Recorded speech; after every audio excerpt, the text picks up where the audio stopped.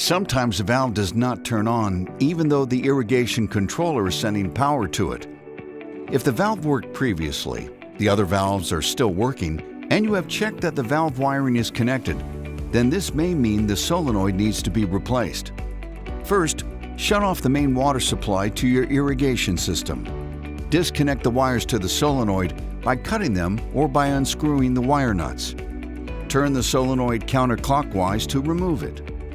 Install the replacement solenoid by rotating it clockwise until it is hand-tight. Be careful not to over-tighten the solenoid as you could damage the valve.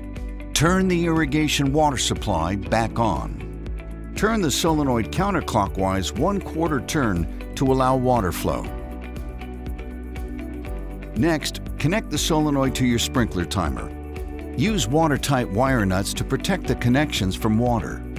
Connect the white wire on all solenoids to the common wire, which is also usually white. Then connect the other solenoid wire to a power wire, which is usually colored. Each solenoid should be connected to a different color wire. Your Rainbird valve is now ready to use.